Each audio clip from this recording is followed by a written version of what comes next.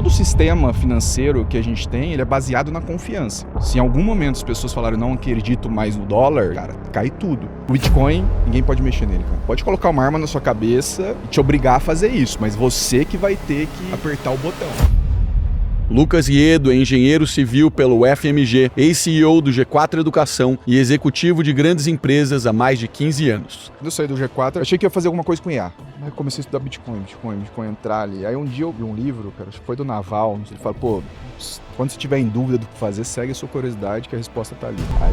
Depois de encerrar seu ciclo no G4, mergulhou no universo do Bitcoin e hoje concentra 100% do patrimônio no ativo. E depois que coloca horas de estudo do Bitcoin, é uma conclusão muito óbvia. O Bitcoin, ele é uma maneira de você transferir fundos de A para B sem confiar em mais ninguém. Hoje, para eu te fazer uma transferência, tem conta no Itaú, tem no Bradesco, por exemplo, eu tenho que confiar no Bradesco, eu tenho que confiar no Itaú e você tem que confiar nos dois também para que meu dinheiro vai chegar em você. Isso abre muitas brechas. A gente está a uma decisão judicial de ter todo o nosso dinheiro bloqueado. Por que eu comecei a comprar 100%? Falei, cara, eu preciso muito, porque sou o sócio administrador do G4. O G4 tem as suas posições, o Thales é um cara muito polêmico, tem muita visibilidade e tal, tudo mais. Eu falei, cara, a qualquer momento, qualquer coisa pode acontecer. Então eu vou pegar esses 5%, 7% que não é G4, vou me proteger através do Bitcoin. No episódio, ele explica por que acredita que o Bitcoin é o único dinheiro verdadeiramente escasso. Como é possível viver de Bitcoin sem vender e por que considera o sistema financeiro atual uma grande ilusão de controle. Quanto mais o dinheiro desvaloriza, mais o Bitcoin valoriza. Bitcoin é o único ativo realmente limitado no mundo. Só vão existir 21 milhões. Se mais dinheiro existe no sistema financeiro, se os governos, os bancos decidem imprimir mais dinheiro, os ativos mais escassos eles sobem primeiro. E o Bitcoin é o único ativo limitado. Não existe outro ativo limitado. Uma conversa intensa sobre dinheiro, poder e liberdade, com quem decidiu apostar tudo naquilo em que acredita. Cara, quando a gente olha para o Brasil hoje, economicamente falando, qual que vai ser a diferença entre quem confia num Bitcoin e quem confia o dinheiro na economia?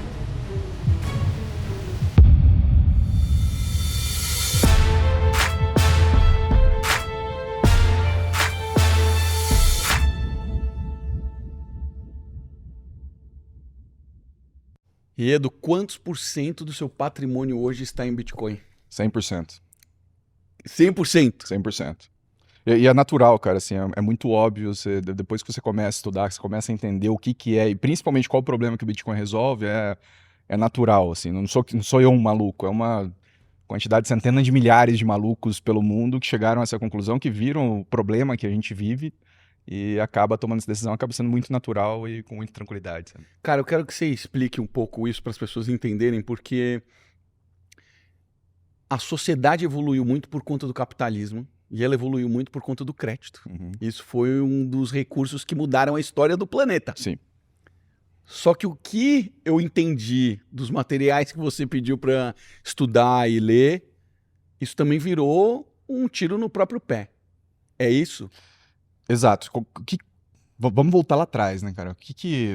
Por que os bancos surgiram? Né? A gente tinha lá em Veneza, principalmente, 1800 e alguma coisa, 1700 e tal. Antes disso até, mas os bancos surgiram para guardar o ouro das pessoas porque elas não se sentiam seguras em manter o ouro na sua propriedade.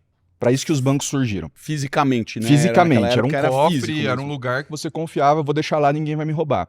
E aí o que os donos dos bancos perceberam? Pô, eu tenho aqui 20 quilos de ouro sobre minha custódia, que não é meu, não são meu, né? Mas essas pessoas não estão aqui buscando, eu preciso de 2, 1 quilo e eu tenho 20. O que eu vou fazer? Eu vou pegar esse dinheiro que está comigo emprestado e vou emprestar para outras pessoas, cobrar uns juros e a partir disso fazer dinheiro. Isso é o que a gente chama de reserva fracionária, né? E quando está um sistema totalmente distribuído, totalmente descentralizado, isso funciona até que exista um bank run, né? Até que alguma coisa aconteça na sociedade, as pessoas falam, opa, vou lá buscar meu ouro. E na hora que chega lá não existe o ouro, aquele banco quebra. Então, a gente tinha esse cenário ali até 1913. 1913 é uma data muito importante quando a gente está falando de política monetária. Né? 1913, os principais banqueiros dos Estados Unidos, vendo que esses bank runs aconteciam, vendo que os bancos quebravam, falaram, cara, e se a gente criar um sistema aqui em cima desses bancos, vamos chamar de Federal Reserve, porque o Banco Central na época não era uma palavra permitida nos Estados Unidos pelo capitalismo americano naquela época. Então, JP Morgan, mais 18 outros banqueiros conseguiram implementar o Banco Central nos Estados Unidos, chamaram de Federal Reserve, que é o Fed, que a gente conhece hoje, né? Que ele não é nem federal e nem tem reservas, mas chama Federal Reserve. Que é basicamente um emprestador de último recurso, né? O que é esse emprestador de último recurso? É o cara que não vai deixar os bancos quebrarem porque é um risco para a população. Isso é uma coisa que a gente vê o tempo todo, né? A gente tem que garantir o bem comum, a gente não pode deixar as pessoas sofrerem. Se um banco quebra, as pessoas sofrem, logo eu vou dar um jeito dos bancos não quebrarem. Então criou um novo layer que chamou de Banco Central lá em 1913. De 1913 até 1971, esse sistema ele funcionava sem muitos riscos, vamos dizer assim. Por quê? Porque realmente ele dava um jeito aqui, pegava um dinheiro do Tesouro, pegava um dinheiro de outros bancos para socorrer os principais bancos. Mas aí em 1971, o Nixon, que era o presidente na época, né? Antes disso, 1944, todos os países concordam que os Estados Unidos seria o portador do ouro. Então, França, Reino Unido, todo mundo mandou ouro para os Estados Unidos e todas as moedas seriam pegadas ao dólar. Então, o dólar é o padrão, ouro acima do dólar e embaixo o franco suíço, a libra, todas as outras moedas estariam ligadas ao dólar. E os países começaram a duvidar que os Estados Unidos tinham aquela quantidade de ouro, da mesma quantidade que existiam dólares. Então começou-se a ter um bank run entre países, e aí tem um fato interessante que aconteceu, que o Charles de Gaulle, que era o presidente francês na época, ele mandou um navio para buscar as reservas de ouro da França, e naquela semana ali não deram ouro para ele, e aí o Nixon veio em rede nacional e falou, a gente está tendo um atentado contra a soberania dos Estados Unidos, a gente tem que garantir que o povo americano não sei o quê, então a partir de agora por um prazo determinado, ou por a tentativa é sempre que seja uma coisa temporária, né? Então por um tempo temporário você não vai mais poder solicitar a troca e os Estados Unidos não vai dar vazão a essas tentativas de desestabilizar os americanos. Então, cara, em 1971, eles tiram esse lastro do dólar com ouro. E aí, basicamente, vira uma capacidade infinita de impressão de moeda. Né? Foi nesse momento que quebrou o lastro de ouro? Foi nesse momento, 1971. E você pegar vários indicadores, cara, número de famílias, número de filhos por famílias, assim, é muito... É impressionante como 1971 acaba sendo uma virada. Isso não é mal... 100% mal. Aquela palestra do cara, eu não lembro o nome do cara que você falou pra eu assistir. Jack Mallers, My mesmo. Generation. Cara, ele mostra um monte de gráfico, cara. Absurdo. E ele fala, ainda tem mais. Não mostrei tudo. É muito difícil a gente... Cara, são milhões de variáveis, é muito difícil a gente falar, cara, isso aqui que aconteceu, mas é um indício, né? E o que aconteceu de lá pra cá? Basicamente... A gente criou a capacidade dos governos imprimirem moeda sem muitas consequências. Porque num pior cenário que existiria, seriam pessoas indo buscar o dólar. Então, todo o sistema financeiro que a gente tem, ele é baseado na confiança. Se em algum momento as pessoas falaram, não acredito mais no dólar, e isso virar, cara, cai tudo. E o que as pessoas que estão no governo vão querer fazer o tempo todo? Não posso ter a mínima chance de que a confiança no dólar, ou no real, e aí depende do país que você está, que a confiança do dólar abaixe. Então, todas as decisões são tomadas para manter essa posição do dólar. E aí, quando a gente pega o que a gente está vivendo hoje, 2025, né? A gente tem 50 anos desse padrão dólar, e a gente tem um acúmulo de decisões de burocratas, alguns eleitos, mas a grande maioria não eleitos, que tomaram decisões com um único grande objetivo. O objetivo deles não é fazer a economia crescer, o objetivo deles não é fazer com que o país seja melhor. O objetivo deles é se manter ou ganhar poder. Qualquer pessoa que está no poder, ela não está ligando para dinheiro, ela não quer colocar dinheiro no bolso, ela já fez isso. De um jeito ou de outro, ela já tem o seu dinheiro pessoal, mas ela quer manter o poder. Então, isso acumulado ao longo de 50 anos... chega numa quantidade absurda de itens ou de decisões que deixam a gente muito engessado. Enquanto essa geração de dívida, começando a responder a tua pergunta, né? Enquanto eu estou pegando crédito para investir em infraestrutura, para criar aeroporto melhor, para ter portos mais eficientes, tal, isso acaba se pagando, porque isso vai me tornar mais produtivo. Então eu estou antecipando dívida, o que que é? Eu estou antecipando um dinheiro do futuro para gastar agora. Eu estou antecipando o imposto que meu filho vai pagar para gastar ele agora. Por um tempo isso funciona muito bem, e funcionou muito bem, tem funcionado muito bem. Só que, a partir de um determinado momento, você não pega mais dinheiro para construir ferrovia, estrada, aeroporto, porto, as indústrias. Você começa a pegar para pagar o funcionário, você começa a pegar para o Ministério sei lá, do Desenvolvimento Social, você começa a jogar para os seus custos operacionais. Aí você pegar dívida, como qualquer empresa, né? Você pegar dívida para fazer um investimento, construir uma fábrica, contratar time para desenvolver uma feature. Tudo bem, pode ser que você pode tomar uma má decisão, mas possivelmente isso vai se pagar. Agora, você pagar para pagar o contador, para pagar o teu aluguel, para pagar os teus custos operacionais do agora, cara, provavelmente você está criando uma bola de neve. Então, hoje a gente está nessa bola de neve que eu não acho que vai ter um colapso, o sistema vai acabar... Existem pessoas que vão para essa linha, eu só acho que as coisas cada vez vão ficar mais difíceis para quem produz.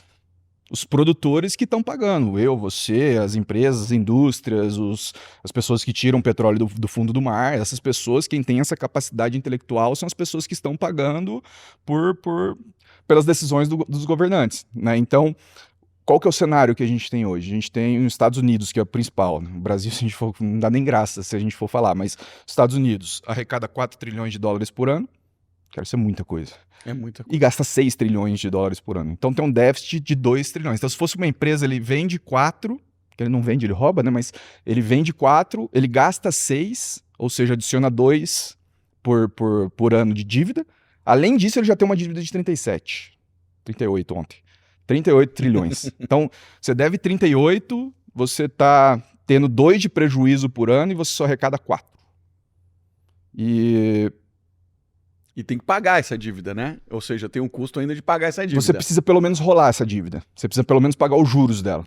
Então. Só que quando você vai aumentando cada vez mais, Exato, né? você está com 38 devendo. Você está pagando, vamos falar que é 4 hoje o juros, está 3,75 lá, 4. Então se eu tenho 38, eu já estou pagando 1,5 só de dívida. Só de custo de rolagem da dívida. 1,5 trilhão? 1,5 trilhão. Cara, já é um absurdo, trilhão, né? Em percentual Eu tenho 4 de receita e só de juros do que eu já gastei e que eu quero jogar para frente, eu pago 1,5. Além disso, eu gasto mais 4,5. Já estamos falando de 20%. Existe um estudo que diz que todas as vezes que um país chegou a 130% de dívida versus o PIB, ele nunca mais recuperou. Os Estados Unidos estão na casa de 122 agora. Ele nunca mais se recuperou, não naquele sistema, né? Entra hiperinflação, muda a moeda, todas essas coisas que a gente está acostumado no Brasil. Então, esse sistema baseado em crédito, em dívida, ele funciona se você investir o dinheiro da maneira correta. Como que a gente estaria hoje se não tivesse criado essa maneira de investir em projeto de infraestrutura? Cara, eu acho que pior do que estamos hoje. Eu acho. Não teve teste AB para a gente saber. Né? Mas a gente está num momento em que a gente olha, cara, o que está acontecendo? E quando a gente traz para o Brasil, né? O Brasil hoje deve 80% do PIB. É uma dívida baixa versus todos os outros. Mas quando a gente olha a tendência de Brasil, cara... Estamos melhorando rápido, né? Estamos indo muito rápido, porque assim...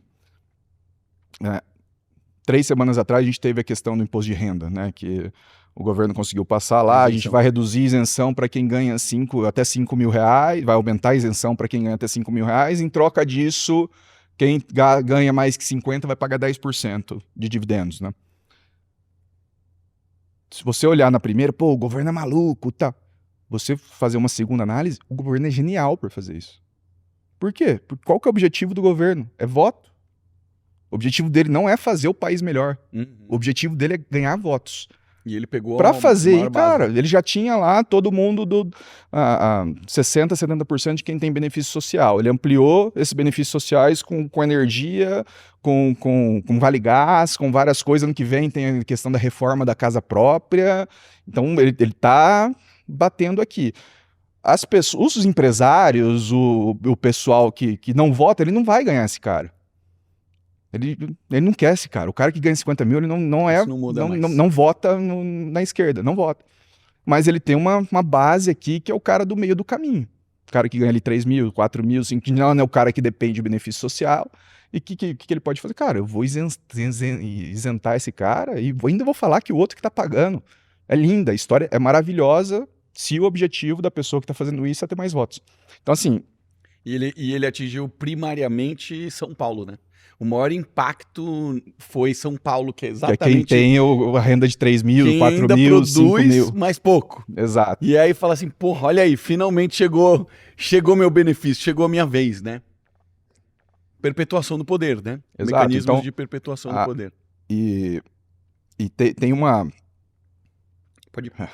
Tem uma... Pô, me desconcentrei. Tranquilo. A gente Quando a gente faz paralelos com outros países, é exatamente o mesmo playbook, cara. Exatamente. Tem um podcast que eu escutei de um cara da Venezuela que ele conta o processo de venezuelização da Venezuela. De 2011 até... Venezuelização é a condição atual dela. Exato.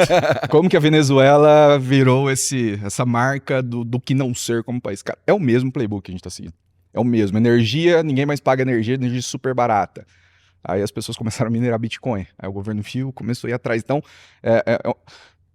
acho que vamos virar uma Venezuela? Não acho. Acho que a gente dá um jeito. Mas o caminho, a tendência que a gente tá um pouco para lá, um pouco para cá, é naquela direção. Eu acho que entendeu? o próximo ciclo ele vai ser decisivo, né? Ontem eu fiz uma postagem sobre uma proposta que está circulando aí, que é da isenção do transporte público. Trens e ônibus, impacto de 90 bilhão. 90 bi. Cara, aí você vai vendo essas brincadeiras, cara, vão dar o resultado E que é eles impossível querem. tirar, cara, depois. Não impossível tirar e esses caras não vão sair do poder.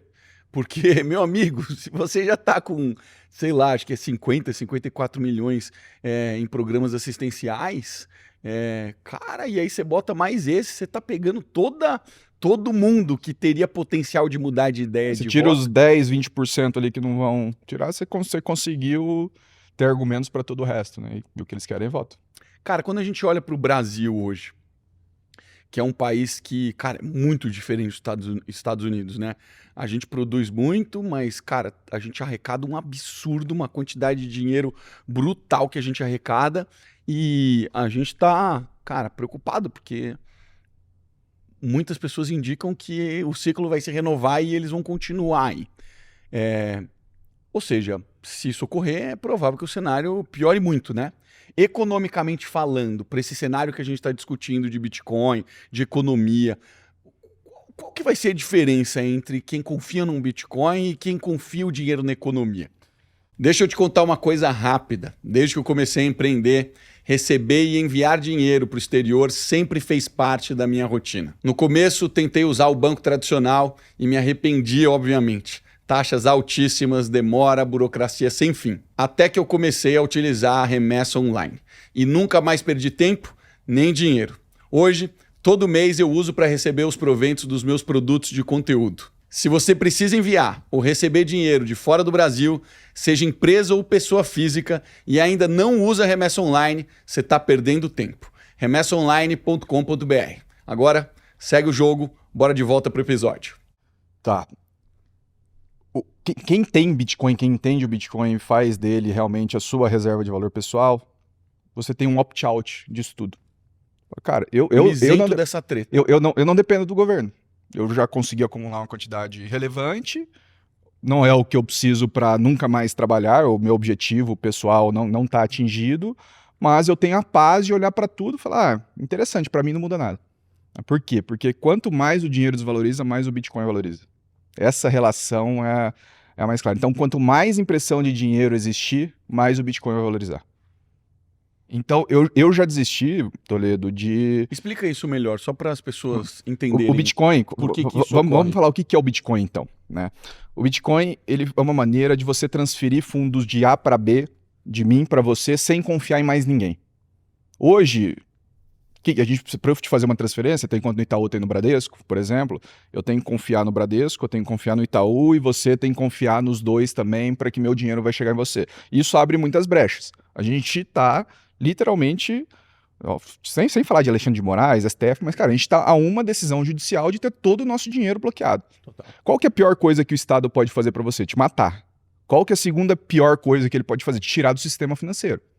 Se ele bloqueia teu CPF lá, que Me sufoca. não tá muito longe da gente, não tá muito longe, cara, você tá perdido. Até isso que me trouxe pro Bitcoin. E já aconteceu, né? Não. Então você pega Já aconteceu com o senador Marcos Duval. O cara tava dormindo no Senado porque ele não tinha um cartão de crédito e tava bloqueado toda a família dele e tudo mais, cara. Tem algumas situações assim, né? A gente precisava até contabilizar, porque Não, não tem me muito, parecem serem muito. poucas, né? Tem muito, muito, muito. Então, assim, até isso que me trouxe o Bitcoin, né? Então, essa é a primeira característica do Bitcoin. Eu consegui transferir dinheiro de A para B sem a gente confiar em mais ninguém. Por que que eu comecei a comprar 100%? Falei, cara, eu preciso muito, porque eu sou o sócio administrador do G4. O G4 tem as suas posições, o Thales é um cara muito, muito polêmico, tem muita visibilidade e tal, tudo mais. Eu falei, cara, a qualquer momento, pode um procurador daqui, um juiz, qualquer coisa pode acontecer, e aí eu vou ser o primeiro. Todos os sócios vão sofrer, mas o primeiro sou eu. Eu não posso, 90 e muitos por cento do meu patrimônio já está em G4. Que já vale muito mais do que eu tenho de dinheiro líquido. Então, eu vou pegar esses 5%, 7% que não é G4, eu vou me proteger através do Bitcoin. Então, essa é a primeira coisa.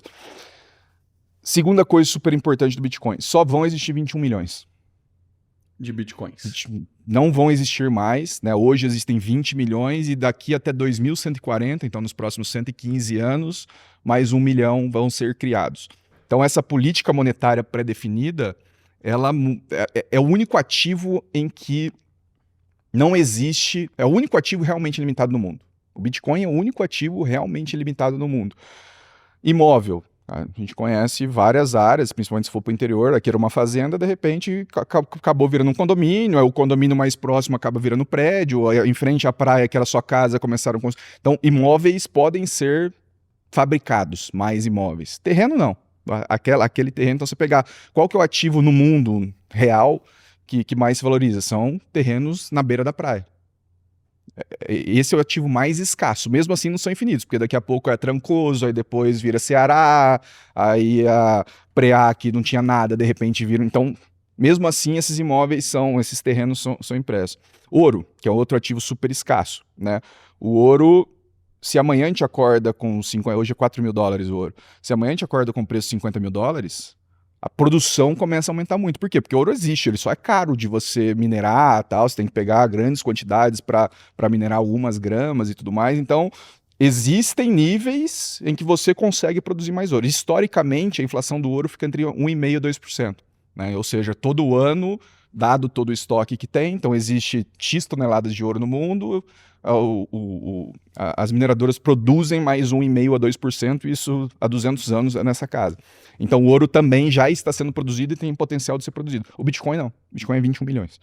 Então, dado que é 21 milhões, se mais dinheiro existe no sistema financeiro, se os governos, os bancos decidem imprimir mais dinheiro, eles têm ferramentas para isso, e sempre na história que existiu alguém com a capacidade de imprimir dinheiro, essa capacidade foi utilizada, esse poder. Então, o Império Romano, a gente aprendeu isso na escola, cara. O Império Romano começou a cair porque começou a diminuir a quantidade de prata lá nas moedas, até que virou latão, e a inflação acabou tirando o Império Romano do Ocidente. O do Oriente, que era em Constantinopla, durou mais 1000 anos, que eles não fizeram isso.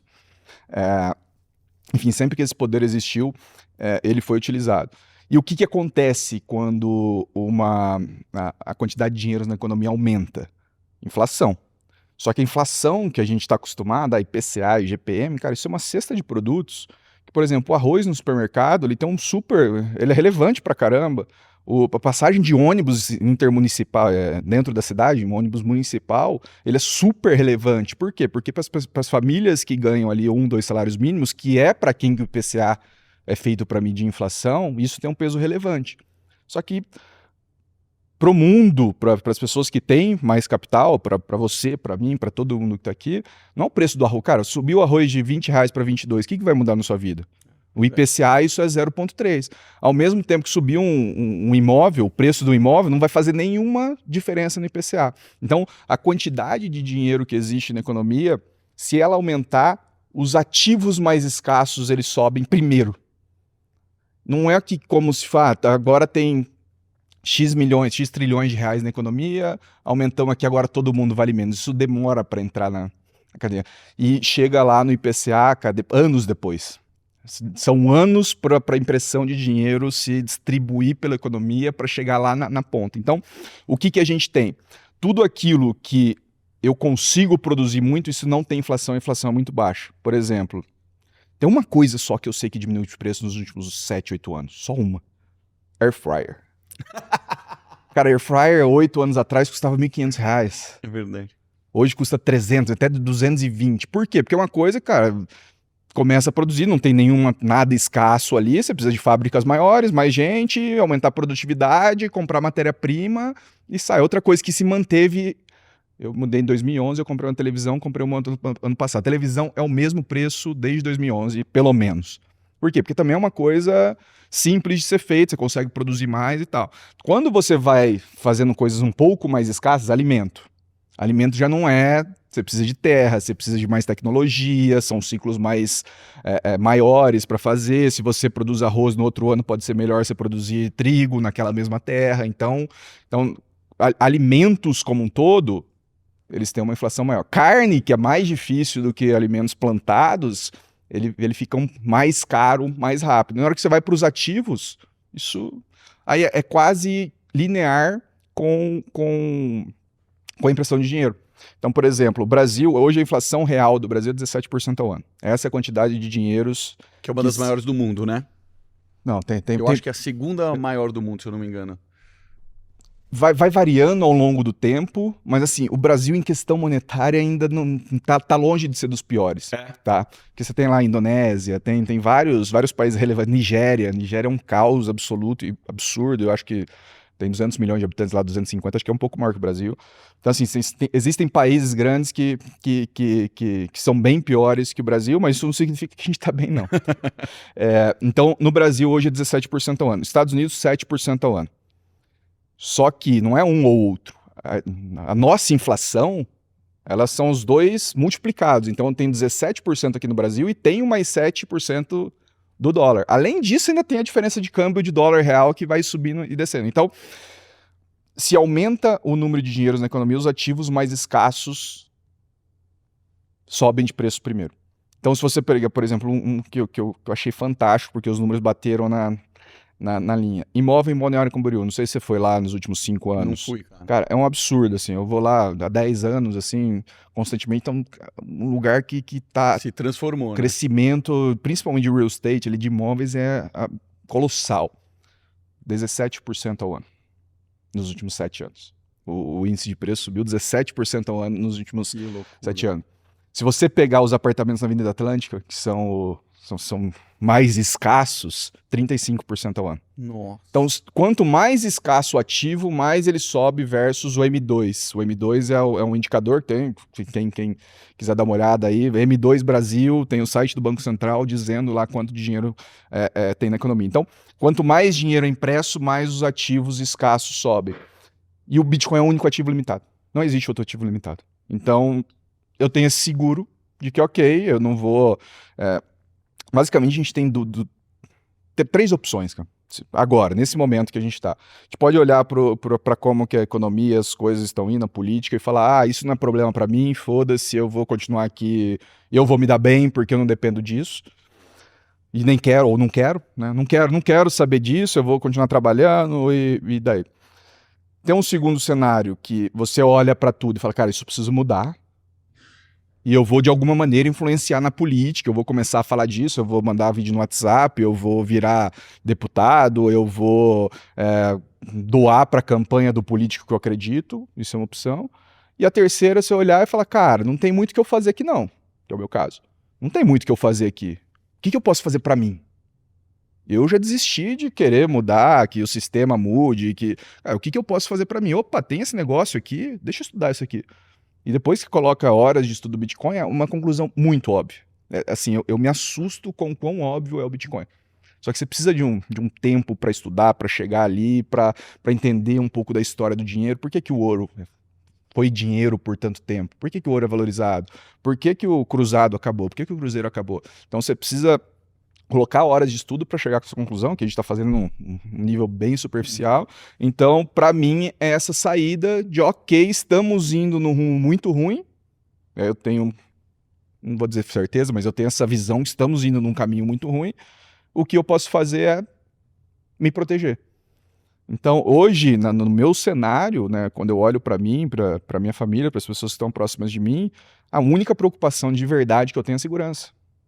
E, porra, isso não adianta só eu falar, não, eu tô seguro. Você tá seguro até você não tá. Você pode ter carro blindado, pode ter segurança, pode fazer o que quiser, pode estar saindo aqui no estacionamento e quiserem roubar teu celular e tomar um tiro na cabeça. Então, o que me preocupa mesmo para mim, pro meu CPF, hoje, myself, é a segurança pública.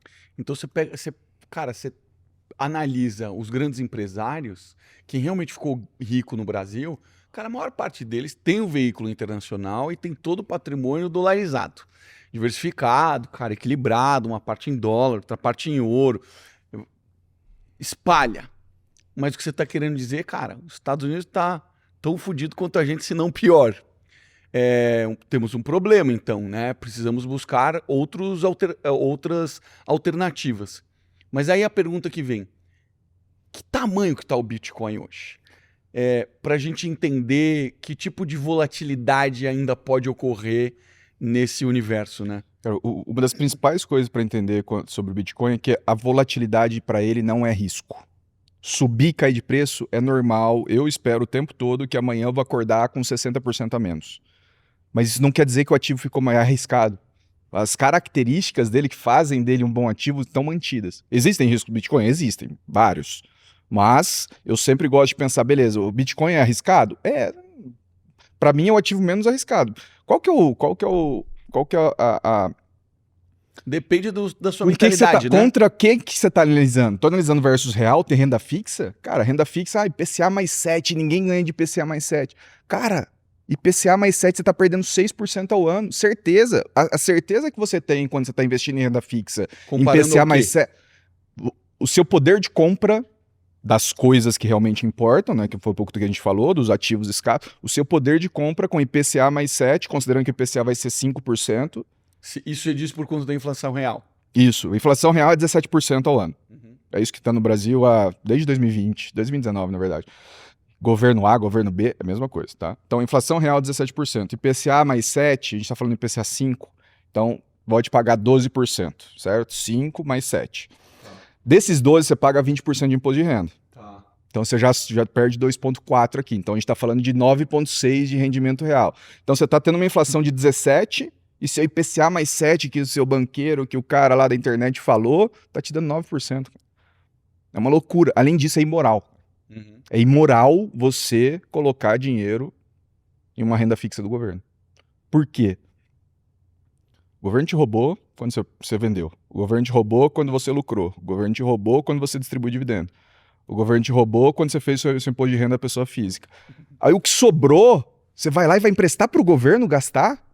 E além disso, ele vai te cobrar mais 20% do que você ganhar depois que ele te roubou tudo. É imoral o negócio. Entendeu?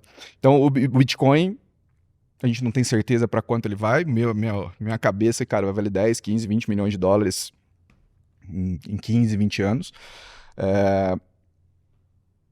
Mas ninguém pode mexer nele, cara.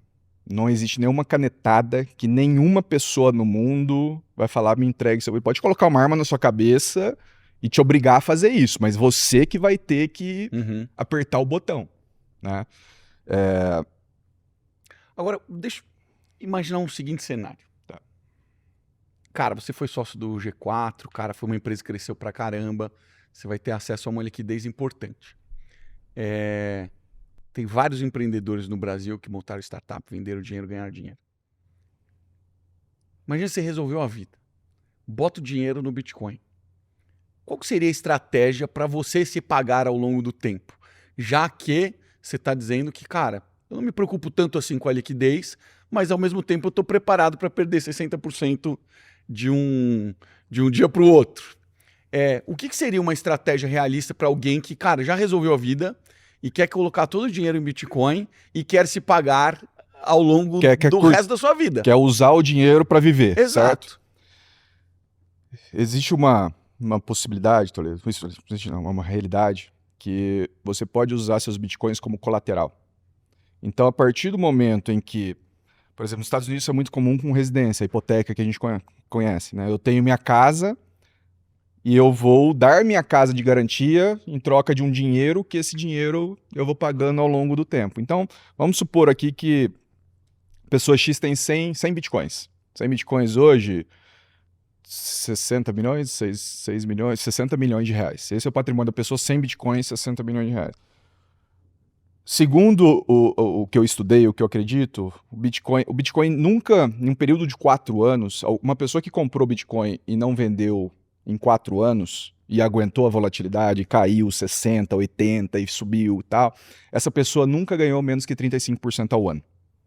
A minha visão de médio e longo prazo é que esse número vai ficar entre 40 e 45. Então, o Bitcoin vai se valorizar 45% ao ano, isso é o que eu acredito. Não tô aqui, não é sugestão crença, de investimento, é a minha crença. Sem depois de eu ter... Não vem culpar o podcast nem o enredo. É o que eu estimo que eu estudei umas 4, 5 mil horas de Bitcoin. Depois de tudo isso que eu estudei, minha tese é que entre 40 e 50% ao ano.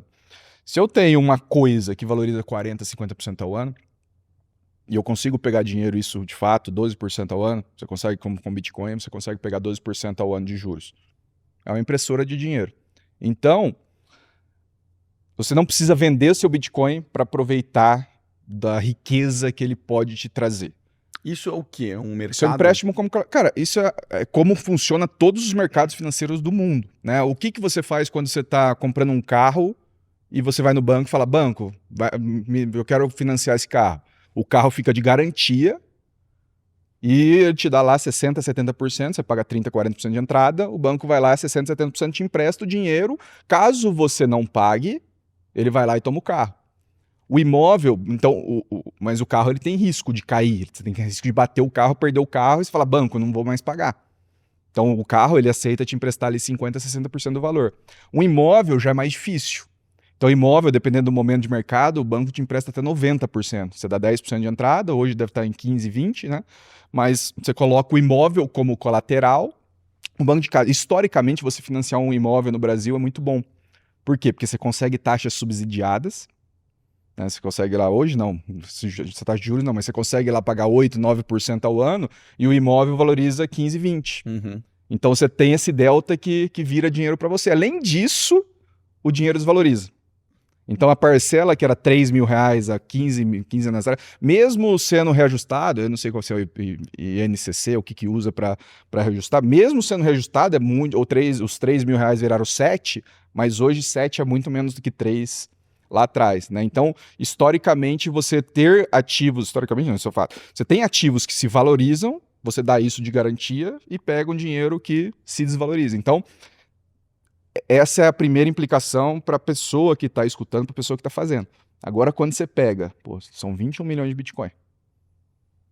Grande parte das pessoas que estudam e entendem não estão lá para ganhar 12%, vai subir, vai cair, eu vou comprar. As pessoas estão acumulando. O objetivo de vida delas, e não só pessoas, empresas gigantescas também já estão nesse play, governos também estão nesse play.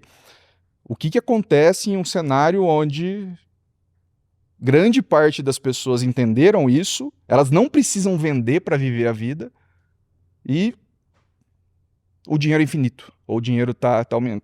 Então, assim, por isso que eu falo, acaba sendo muito óbvio que o Bitcoin é a tendência, assim como a gente vê a tendência do governo indo para um caminho ruim, a gente olha a tendência do Bitcoin. Claro, podem acontecer várias coisas no caminho que não façam a gente chegar lá, mas é maravilhoso o caminho que a gente está trilhando, entendeu? MicroStrategy, acho que é uma das empresas que mais comprou Bitcoin, né? 680 mil, se não me engano. 680 mil Bitcoins. Isso. Cara, que Tem loucura. ali 80 bilhões de dólares em Bitcoin e o objetivo da empresa hoje é comprar Bitcoin. Então ele emite dívida. Ah, é? É. Então ele emite dívida através de vários instrumentos para pegar... Qual que é a tese? Isso chama Bitcoin Treasury Companies, né? Empresas de tesouraria de Bitcoin. No Brasil a gente tem a Melius, que fez a botada, e tem a Orange. A Melius se tornou isso? Se tornou, mas ela ainda tem um negócio tradicional dela. Ela é uma das poucas que tem um negócio interessante e, além disso, estão fazendo Bitcoin. Porque, geralmente as empresas não têm um negócio interessante e vão para cá ou são só de Bitcoin. É público a quantidade de Bitcoins que a Melius comprou? Sim, se não me engano, são 600. Todos os Bitcoins são públicos, né? É uma das características. Se não me engano, são 680, 500, mais que 500 com certeza.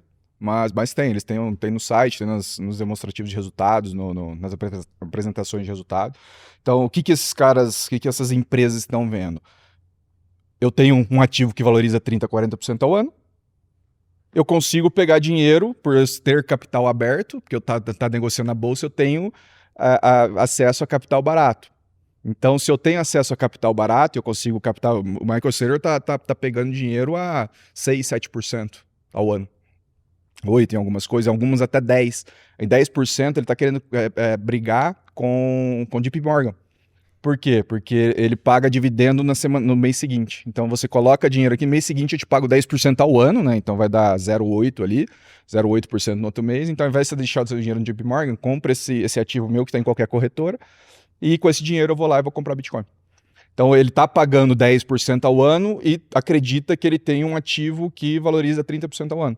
40% ao ano. Então é uma arbitragem que só pode acontecer nesse momento, porque depois que virar mainstream vai fechar essa abertura. E não é só ele, não é só Mérios. A gente tem aí hoje, se não me engano, 186 Bitcoin Treasury Companies só aumentando esse número. E se diz no mundo? No mundo. E aí tem a do Japão, tem a do Reino Unido, tem a da França, várias, né? Falando. Mas cada mercado de capitais tem a sua característica. Por exemplo, no Japão, os juros até 2 anos atrás eram negativos. Então você chegar lá e prometer 3, 4, 5%, você atrai uma quantidade de capital absurda. Então tem a Meta Planet, que era uma empresa de hotel. Tinha um hotel. Era aberto na bolsa, ele viu essa oportunidade, parou para estudar, entendeu? Então, eu sei, Toledo, que parece que é um pouco chapéu de alumínio, que é um pouco, nossa, o sistema, que não vai... Cara, esses papos, eles repelem um pouco a pessoa... Mas você tem fundamento, né, cara? Então, mas na hora que eu você não vai... li todos os livros que você sugeriu, mas tem fundamento, né? Exato, Os e na hora que você vê né? as outras... Cara, você tem o Trump falando, never sell your Bitcoin. Never sell your Bitcoin, repetindo isso num palco. Fizeram uma reserva estratégica. Você vê 180 empresas de capital aberto tomando essa decisão. Você vai em eventos de Bitcoin, cara, são dezenas de milhares de pessoas lá e todo mundo... É difícil você ver alguém que pega para estudar 100 horas de Bitcoin e ele não se transforma. É muito difícil. Fala, não. Geralmente é uma pessoa que já entende, ela escuta, não tem valor intrínseco, isso aqui é não sei o quê, a computação quântica vai acabar com o Bitcoin e tal, já risca assim, sabe? Porque ele tá acostumado a fazer isso, só que é diferente, é uma evolução tecnológica. Total, Eu tenho uma questão, cara,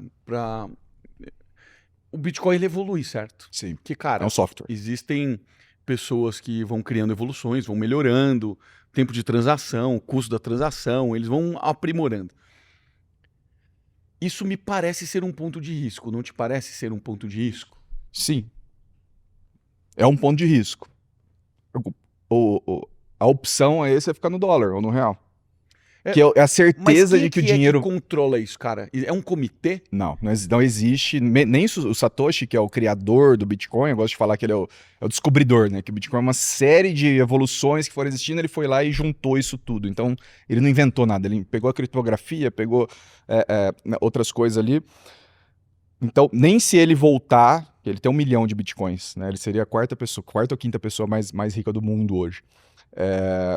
Aí só dando mais um contexto, né? O Satoshi ele criou em 2009, ele aparece em um fórum, começa a falar, olha o que eu criei, 2009, 2010, 2011, ele posta alguma coisa assim, eu tô fazendo outras coisas agora, o Bitcoin tá em boas mãos, e some. E nunca mexeu nenhuma das suas moedas, as moedas que a gente sabe que são dele.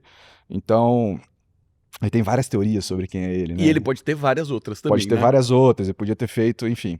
Aí tem várias teorias, inclusive uma que ele é uma inteligência artificial do futuro que voltou para consertar o dinheiro. Essa é a que eu mais gosto, inclusive.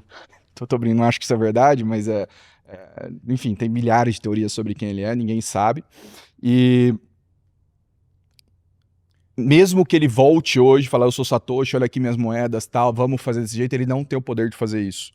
Né? Quem é que tem esse poder? Imagina o seguinte... Que eu vejo outro dia, vai ter a versão não sei quantos do Bitcoin, vai ter... Tem brigas, só que todo mundo tá na mesma rede. Funciona mais ou menos assim. Imagina que o Bitcoin é uma planilha de Excel distribuída em milhares de computadores ao mesmo tempo, certo?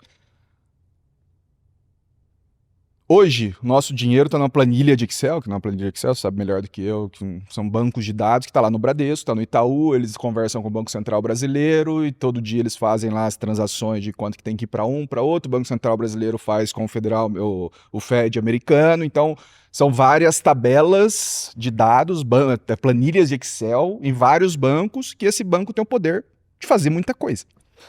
Então, o Bitcoin ele é uma planilha de Excel distribuída, onde milhares e milhares de pessoas têm cópias dessa planilha, e para você inserir qualquer registro ali, você precisa de um poder de processamento de dados muito grande. Mas é muito, assim, 10 vezes o que Google, Facebook, Amazon, você pegar os Magnificent Seven, lá, pegar todo o poder de processamento deles, pararam os negócios todos deles, colocaram para o Bitcoin. Eles têm mais ou menos 10% da rede. Então, somando todo mundo que minera hoje. Exato, hoje. E esse é um gráfico que sobe, hoje é 1.1 zeta-hash. Isso é muito, a gente não consegue nem imaginar quanto que é, tá? Então, para você colocar qualquer coisa lá, você precisa de muita energia e todo mundo tem cópias dessa planilha. Então, para você, não adianta você ir lá e falar, deixa eu mudar aqui que tal. Você precisa convencer outras pessoas que as regras do que pode entrar, do que pode sair, como que funciona, tal. Então, você precisa convencer essas outras pessoas que rodam. Se essas pessoas rodam os nós, que a gente chama, elas já têm uma tendência a ter Bitcoin, ninguém vai rodar o nó, que é uma coisa complexa, cara, tal, sem ter Bitcoin. Então, o objetivo dela é manter o patrimônio dela. Então, tá todo mundo alinhado com o mesmo objetivo, e é muito difícil uma força bruta vir e quebrar esse sistema. Então, como que funciona? É uma questão política, acaba sendo política. Tem que ser unânime? Não precisa. Não precisa. Só que aí existem duas maneiras de você mudar as regras, né? Que a gente chama de soft fork, que seria o fork é um garfo, né? Você quebra. O que é um soft fork? Soft fork é quando você deixa mais restrita alguma regra. Então, eu tenho as regras aqui do que pode, do que não pode, e se eu deixar mais restrita, ele simplesmente continua aqui. Isso é relativamente fácil de fazer, constantemente isso acontece. Né? Tem o que a gente chama de BIP, Bitcoin Improvement Proposal. Então o pessoal tem os fóruns, tal, começa a rodar, sai aqui, o cara publica no Twitter, ó, vamos rodar isso aqui por causa disso, aí vem outro e fala, não, mas isso aqui tem risco para cá, tal. E aí tem o que a gente chama de hard fork. Hard fork é quando você abranda as coisas. Que já aconteceu alguns, né? O hard não. Nunca aconteceu? Não, já aconteceu, eu vou explicar. Né? Então, o blockchain, a cadeia de planilhas, são várias planilhas, uma na sequência da outra, ela vem desde 2009 a mesma, e o hard fork já houveram algumas tentativas. Então o pessoal fala, ó, o tamanho do bloco ser 1 megabyte, que era até 2016, se não me engano, um dos primeiros desenvolvedores, eu esqueci o nome dele, mas era o Satoshi, o Satoshi meio que passou a bola para ele, falou, pô, era um cara super ativo lá, ele chegou e falou, ó, o tamanho do bloco ser 1 megabyte, ele é um problema para o Bitcoin porque não dá para a gente escalar. Né? O Bitcoin, eu acho que, se não me engano, são 800 transações por segundo que consegue fazer com os tamanhos de blocos atuais. Visa e Mastercard são 300 mil por segundo, por exemplo. Então, assim, o Bitcoin ele não é feito para ter transação do dia a dia. A gente não quer que ele... Não faz é uma moeda sentido. Transacional. Exato. Por quê? Porque se eu aumento o tamanho do bloco, ou seja, eu consigo colocar mais entradas e saídas lá, imagina que cada 10 minutos tem um novo bloco. Então, na hora que tem 2, 3 anos, esse arquivo fica muito grande. Aí você tem menos pessoas capazes de rodar no seu computador. Pois é, e hoje já tá gigantesco, né? Hoje já são, cara, 1.8 tera. Não, acho em blocos mais, de... Né? Quanto que tem um HD normal ou quanto? Um HD... O HD é 1 tera. Então aí, é 1.8 tera. Não é um HD... já tava em 70. Não. Cara, pode ser que eu tô errado. Essa questão técnica me pega pouco. Eu não gosto, não me tenho tanto tesão assim. Mas qual que era a lógica? Ó, se eu tenho 1 megabyte por bloco, eu não consigo ter muita transação. Vamos aumentar para 8? Que é com 8 a gente consegue colocar muito mais transação, tal. Mas na hora que você coloca 8, você tira a capacidade de muita gente ter o seu nó. Então a rede fica mais centralizada. Pô, para que ela foi criada? Para ser descentralizada, para não precisar ter risco de alguém com uma força bruta. Então, nesse momento, ele criou o Bitcoin Cash. Só que, olha é muita genialidade numa coisa só. Na hora que eu tenho aqui o Bitcoin, decidi, vou rodar o meu Bitcoin Cash e conseguir ali convencer 20% da rede a rodar. Nesse momento do fork, Você tem duas redes. Então, se você tem 10 bitcoins aqui, você passa a ter 10 aqui e 10 aqui. Eu tenho 10 bitcoins, agora eu tenho 10 bitcoins. Por quê? Porque o passado é igual. O passado se manteve, eu não estou criando uma outra coisa. Eu mantive o passado e a partir daqui tem novas regras. Então, na hora que você tem 10, eu tenho 10 na rede A e na rede B, se eu não acredito na rede B, que o valor é o mesmo, o que eu vou fazer? Eu vou lá e vendo. Eu fico só com o principal. Então, todos os hard forks que existiram, o preço caiu logo na sequência, porque as pessoas que não aderiram ao hard fork falaram, vou fazer um dinheiro aqui, vou vender e compro Quando no você principal. fala as pessoas, são os nós. Ou as pessoas que detinham valor. Que todo lá mundo dentro. que tinha Bitcoin passou a ter o mesmo número em Bitcoin Cash, naquele instante. E aí a tendência qual é? Você vender. Então, historicamente, já teve o Satoshi mesmo fez um rollback na rede que ele criou lá 49 bilhões de bitcoins, uma quantidade absurda assim, ele errou no código e, enfim, arrumou, mas desde Isso bem no começo. Isso, bem no começo. Mas nenhum hard fork aconteceu até aqui. Por quê? Porque é muito difícil você conseguir essa força política de fazer tudo mudar. Só que isso é um problema também. Por quê? Tem duas coisas que a gente já sabe que vão precisar ser melhoradas no Bitcoin, que precisam de um hard fork. Uma é uma questão de timestamp, então em 2088, mais ou menos, a quantidade de minutos e horas lá que está no bloco, ela não é suficiente dado o tamanho que existe lá na string. Então, em 2050, 2060, a gente vai precisar pensar em como fazer isso, precisa ser feito, senão vai dar pau, vai acabar a rede. E outra, computação quântica. Computação quântica é um risco, todo mundo já sabe tanto o que precisa ser feito para quebrar, né, o SH256, que é um algoritmo de... Já existe um caminho Desde quebrável. 1970. Quebrável. Todo mundo já sabe como quebrar, só não tem o poder de processamento, que é uma coisa absurda em termos quânticos. Então a gente está muito no início Ou seja, em algum momento, com computação quântica, talvez fosse possível quebrar a criptografia. O que acontece? Hoje a gente tem computadores que têm 5 a 6 qubits limpos. Qubits é como se fosse o megahertz dos processadores que a gente conhece. 5, 6 qubits limpos, mas em condições laboratoriais, a menos 270 graus. É um negócio muito complexo de você conseguir. Precisa-se de centenas de milhões de qubits limpos. Então, qubits sujos, a gente já consegue 1.000, 1.200, só que ele, por ser sujo ele não consegue fazer direito. Então, você precisa de centenas de milhões de qubits limpos, que hoje, em condições laboratoriais, a gente tem 5 a 7. Mas pode ser que a China esteja desenvolvendo um negócio. Então, sabemos já como... Então, já existe o algoritmo desde a década de 70 de como quebrar o algoritmo, o SH256, que é usado para tudo, inclusive bombas atômicas. Então, as bombas... Quem tiver essa tecnologia consegue quebrar, consegue enviar uma bomba atômica. Mas o Bitcoin provavelmente vai ser o primeiro lugar de ataque onde vai ter mais dinheiro para ganhar, mais do que você disparar uma bomba atômica. Então, existe esse risco e a gente também já sabe qual algoritmo usar, como fazer para que, mesmo com essa computação quântica, não seja feito. Só que aí existe um grande dilema. Por quê? Porque, por exemplo, 1 milhão. Hoje a gente estima que 3 a 4 milhões de Bitcoins estão perdidos. Ou não foram movimentados aí desde o início, Isso basicamente. representa quantos por cento, assim, hoje? 20% são 20 milhões hoje. Disponível né? hoje, né? Exato. E aí, o que você faz com essas moedas? Porque essas aqui, mesmo que a gente faça o hard fork, o que precisa fazer? Cada pessoa vai ter que mandar para o seu novo endereço. Você vai mudar os endereços, você precisa mandar para o novo. E aí, o Satoshi, 1 milhão, ele criou lá atrás. O que a gente faz? A gente queima, fala que ele não tem mais? Ou a gente deixa lá para o hacker vir e ser um...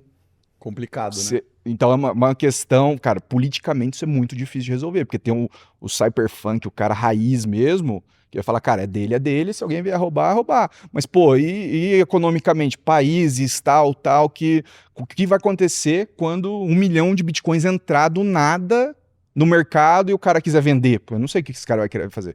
Se fosse eu, ia pegar ali 3, 5, pá, ia movendo de pouquinho em pouquinho para não chamar tanta atenção, mas vai chamar muita atenção. Então, vamos precisar de um hard fork para isso. Como chegar nesse pré-consenso? Consenso nunca vai ter, mas esse pré-consenso vai ser muito difícil. E a gente já teve alguns, por exemplo, essa questão do Bitcoin Cash, ele tem um livro que chama The Block Size War, que foi uma guerra mesmo, Legal. é a internet, né, cara? Você é nazista, você é aquilo. Hoje tá tendo uma também, que é o Core versus Knots. Enfim, nada... Uma dessas conversas. Uma dessas... Não é conversa, mais do que conversa. É guerra mesmo? não chega a ser uma guerra, mas, pô, a gente tá no Twitter, pô, você não... É aquilo que a gente conhece de rede social, né? É aquela adrenalina, aquela testosterona E que as são pessoas programadores têm. essa São programadores. É galera? até Tudo difícil programador. você acompanhar. Pra mim, é difícil acompanhar o que Muito os caras técnico estão... deve ser, né? Não é nem tanto técnico, os caras são ruins de explicar, cara. Você Entendi. vê que eles usam o inglês mais difícil, é difícil, cara. Eu conversando com um dev no Brasil, em português, sobre coisa que eu mais ou menos conheço, já é difícil você entender, né? Na hora que você vai pra outra língua e tudo mais. Cara, quando a gente olha para uma empresa grande, assim, cara, acumulando uma quantidade tipo a MicroStrategy, essa quantidade brutal de Bitcoin, como que a gente deve fazer isso, cara? Porque quantas histórias a gente já escutou de gente que esqueceu a senha? O ideal é diversificar em diversas carteiras. Ó, hoje tem dois grandes modos, Toledo. Tem o que eu não indico, mas é mais fácil, e tem o que eu indico, que é simples, só é diferente do que a gente está acostumado, cara. O que a gente está acostumado? Ah, perdi a senha, tem um botãozinho lá, esqueci a senha, ou vou ligar pro gerente do banco, ou enfim, a gente sempre tem um seguro para nós mesmos. Inclusive, esse é o maior risco do Bitcoin. O maior risco é você perder. Não é o Bitcoin acabar, tá? O maior risco é você fazer cagada. Mas, vamos lá, um deles são os ETFs, né? Que são fundos de investimento, que eles existem só para comprar Bitcoin. Você compra um fundo, ele compra um Bitcoin, uma ação lá, ele compra X Bitcoins, ou 0.2, 0.02, e você tem a segurança que alguém está fazendo custódia para você. Só que você perde toda a questão do self-serve, de você ser o dono do seu ativo. Né? Por quê? Você Porque está no sistema financeiro. Exato, você tá aqui, entrando... porém atrelado ao Bitcoin. Né? Exato. Então, se alguém tomar uma decisão judicial, você vai ser bloqueado, tem todos os... Você está operando no sistema tradicional. E aí, quando você toma a decisão, não, realmente, eu quero ser o único ativo que você pode ter de verdade, nada você pode... Qualquer pessoa não. Todos os outros ativos, existem formas do Estado, do juiz ou de outras, de alguém entrar na guerra e, enfim, todas as outras maneiras de você ter posses, elas estão condicionadas a outras pessoas te permitirem ter. O Bitcoin não, é só você ter. E é o que é importante saber, cara. O Bitcoin não tem login e senha, só tem login. Só tem um login. É como se fosse gavetas. Senha, né? Não, você não tem senha. A Você senha não tem senha. da sua criptografia, eu tô falando, da sua chave. Então, eu vou chegar lá. Imagina que são gavetas, escaninhos que a gente tinha na escola. Sim. Imagina se não tem chave. Tem lá, você tá na tua sala, tem 40 escaninhos, você vai lá e abre um e tem dinheiro lá. Você não vai deixar seu dinheiro se tem 40 escaninhos lá, porque uma pessoa em 30 segundos ela consegue abrir e ver, procurar todos. Mas concorda que existe um número que você se sente confiante de deixar R$1.000 lá? Sei lá, você tem 40 mil escaninhos. Sim. Pô, você vai lá e coloca em um, você sabe onde tá. Você sabe que tá no 3A, na fileira tal, coluna tal, você sabe que tá lá. E, e se alguém pega um drone, cria um software, que esse drone vai ficar...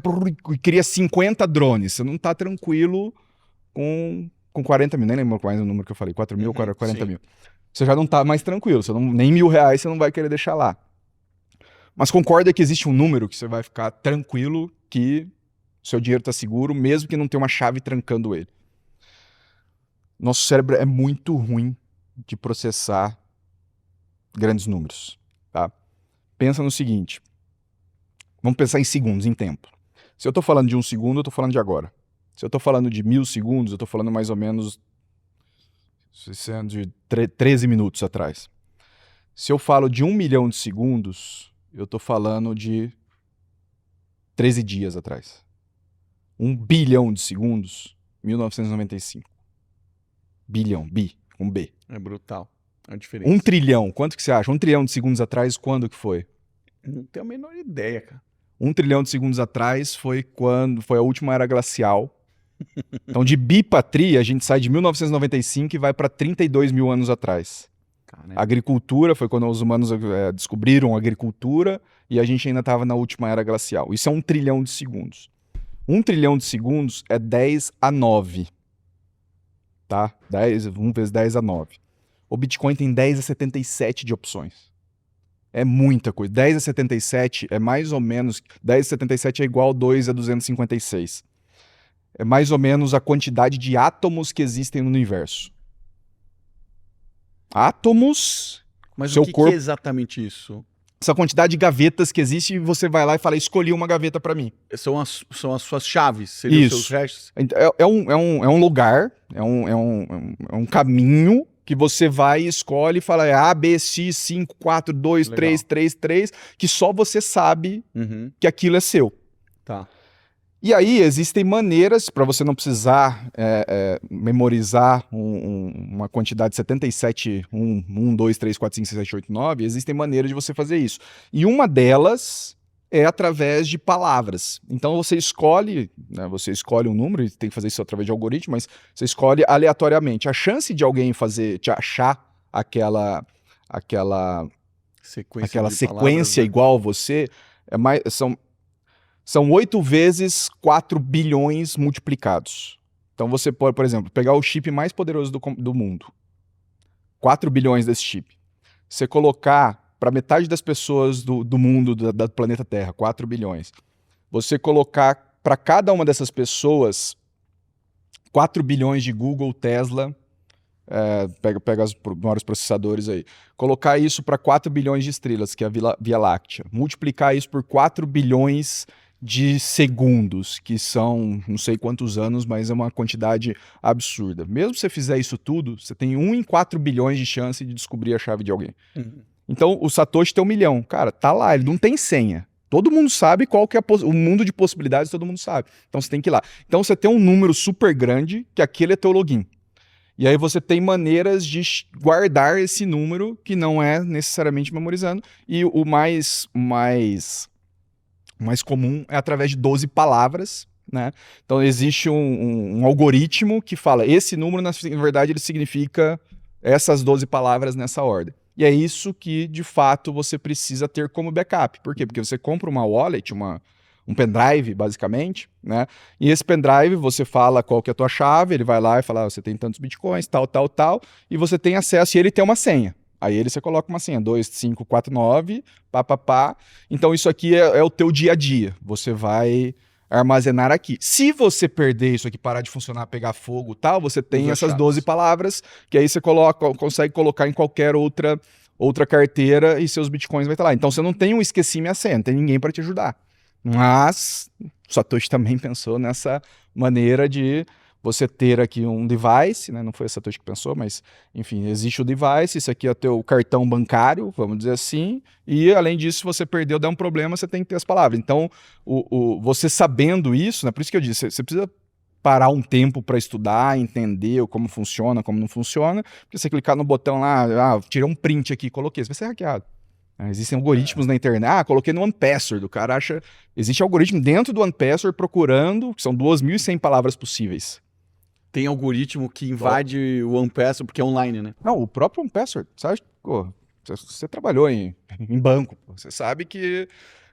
Às vezes um funcionário vai lá. lá Exato, e olha. O cara, tem um algoritmo aqui. Eu vou procurar em todas as notas que existe, se existe uma quantidade. É simples de fazer isso. Eu confesso que eu já fiz isso. É simples de fazer isso, sabe?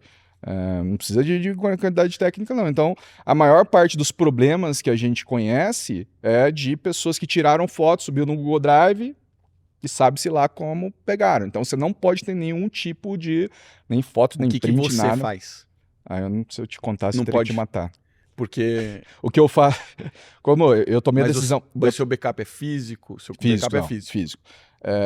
Tanto meu backup quanto meu principal... Você tem um ou mais de um? Tem um. Mas eu tomei a decisão de deixar fora do Brasil. Eu não tenho como acessar nenhum nem outro dentro do Brasil. Por quê? Porque tem a questão de segurança, de ser sequestrado, de alguma coisa assim. Então, preciso passar pela Polícia Federal no aeroporto para ir buscar, pelo menos, e também não ter o risco de eu querer vender. Uhum. Então, eu estou me protegendo tanto da segurança, quanto me protegendo de mim. Meu objetivo agora, nesse momento de vida que eu estou, é comprar mais. Eu não quero, acordou amanhã, 5 milhões de dólares, eu acho que eu venderia um pouquinho. Amanhã acordei, tá 5 milhões, subiu de 110 mil para 5 milhões, eu venderia um pouquinho. Mas não é o meu objetivo. Então, eu deixo em geografias diferentes, então, um nos Estados Unidos, um na Europa. Então, aconteceu alguma coisa aqui, eu tenho que chegar lá. Aconteceu outra coisa aqui, não. Então, você Fechou tem mais a fronteira. De uma carteira? Você tem não, eu tenho uma carteira em um lugar e as palavras em outro. Entendi. E só uma Você carteira. não pode ter carteira e palavras no mesmo lugar, não faz sentido. Não, né? isso sim. Eu tô falando, mas você poderia ter mais de uma carteira, Poderia, né? poderia ter 20. E você 50. acha que isso faz algum sentido? Cara, o principal problema é você. O principal risco do Bitcoin é você.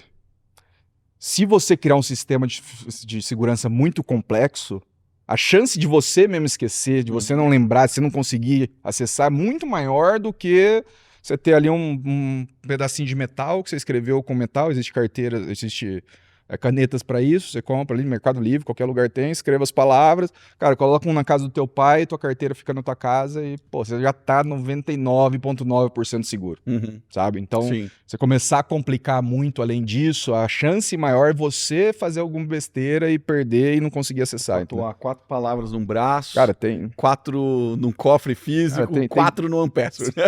Assim, só tem uma coisa que eu conheço que é um rabbit hole, um buraco maior que o Bitcoin, que é o sobrevivencialismo, né? Cara, que Essa galera cara, é isso, infinita, né? Isso aqui é infinito. O Bitcoin é quase isso. Porque você entrar nessa questão, cara, tem tanta coisa que aí eu gosto de estudar, pensar em tal, cenários. Pô, você faz isso, coloca aqui, deixa num rascunho do teu e-mail. Por exemplo, uma coisa legal, né? Você tem que pensar também se você morrer.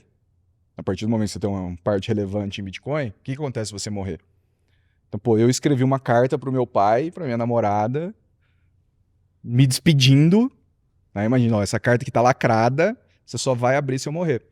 Então, eu escrevi uma carta pra eles, tal, ó, se morrer você faz isso, vai em tal lugar, lembra aquilo que eu te falei em tal data, você precisa lembrar disso, por isso que eu te perguntei tantas Você vezes. criou um código da Vinci. Exato. Vai dar trabalho. Então, Puta, como é que ele falou mesmo? É isso, é mais ou menos isso, sabe? Então você procura essa pessoa que eu confio nessas 3 pessoas aqui pra te ajudar, mas você nunca vai falar isso aqui pra elas. Lembra que ela, sabe? Então é mais ou menos isso mesmo. O que você vai fazer da sua vida? Me conta. Cara, não sei. Essa Botando é a primeira 100% resposta. da grana em Bitcoin, o que você tá planejando? Qual o seu plano? Cara, eu não sei qual que é o plano hoje, tá, Toledo? Não tenho plano. Eu lancei um curso de Bitcoin, né? Qual que é o nome? Reunião de Bitcoin, cara. Eu Nem lancei botou nome, mas já tem nem apareceu gente pra caramba, Não né? tem landing pay, eu coloquei lá, não sei se eu vou fazer um próximo, talvez faça, sábado agora a gente tá, que dia que é hoje, não sei, mas dia 25 de outubro. Hoje é quase 20 e poucos de 23. outubro. Dia 25 agora, sábado, tem Já vai a ter segunda acontecido. turma que eu vou fazer presencial, fiz uma online, não pretendo fazer mais nesse formato. Prefere presencial? Não, esse formato eu não Não gostou. é muito chato de vender. Então, nesse momento que eu tô, cara, tô descansando, tô treinando, cuidando bastante da vida pessoal, então não vou fazer. Mas esse é um dos dilemas que o Bitcoin me trouxe, cara. Até você me convidou para falar aqui bastante sobre a revolta de Atlas também, né? Então, A última a gente falou bastante sobre isso. E, cara, o que acontece ali em Revolta de Atlas? Os produtores, as pessoas que estão produzindo, decidem entrar de greve. E aí a gente tem lá o que aconteceu com o mundo, né? Então o mundo implodiu, por quê? Porque elas eram os escravos do sistema, né? E quando eu olho hoje, cara, com esse conhecimento que eu tenho de Bitcoin, eu tenho uma grana relevante, né? Que não vou dizer que eu não preciso trabalhar, porque a minha ambição, eu quero ter muito mais do que isso, mas eu olho para o caminho que a gente está indo. Eu falo, cara, eu tenho aqui uma reforma tributária que está vindo aí, que vai aumentar os impostos de serviços ali, sobre receita, de 9% para 28%.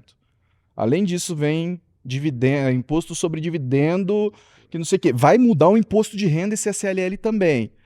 Na hora que eu mando para física, tem não sei o quê. Cara, será que vale a pena continuar nesse jogo, né? Cara, a gente virou escravo. E além disso, quando você começa a entender essas questões de dinheiro, você percebe que o governo te rouba no presente através de imposto, ele te rouba no futuro através de dívida, que uma hora a gente vai ter que pagar essa dívida que tá aqui, e ele te rouba no passado através da impressão de dinheiro. E já roubou dos nossos filhos e dos nossos netos. Dos nossos pais, dos nossos avós, cara. O dinheiro, qualquer avô que deixou lá, nossa, eu vou deixar, porque na época dele não existia essa inflação maluca. O seu avô lá, o seu bisavô falou, quero deixar pro meu bisneto 10 milhões de sei lá qual moeda que é, não vale nada hoje. Então, a impressão de dinheiro, então o governo te rouba 17% ao ano do seu passado. A dívida, 4 ou 5% do que a gente produz. Então, vamos colocar 5% ali, fora tudo que já...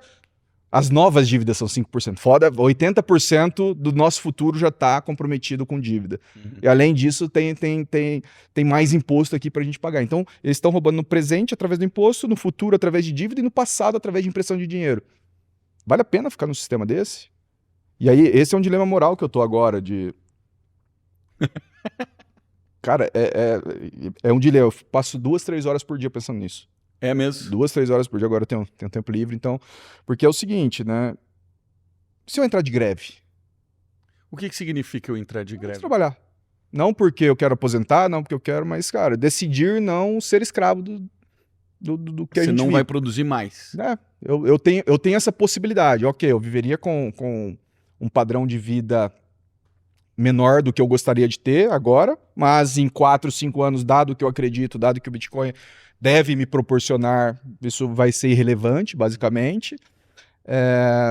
Mas eu posso escolher não ser escravo.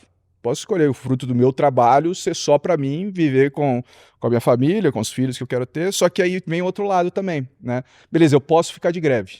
Eu não preciso trabalhar porque eu achei um ativo interessante aqui, que é melhor do que todos os outros. Eu posso não contribuir mais para o governo, né? Óbvio, seguindo as regras ali do que eu preciso fazer de pessoa física e tal, mas não trabalhar mais para sustentar o governo. E aí começa o dilema, né? Beleza, entrar de greve. O que acontece com o psicológico da pessoa que fica muito tempo sem trabalhar? Não é tão legal. E aí, mas o que mais me pega hoje, cara, e se eu ficar de greve o resto da vida? Ok. Meu filho não vai me ver saindo de casa para trabalhar? Qual que é o efeito disso na criação dos filhos? Eu não sei. Qual que é o efeito de você com sua mulher ficar o dia inteiro junto? Que não é feito para isso, né?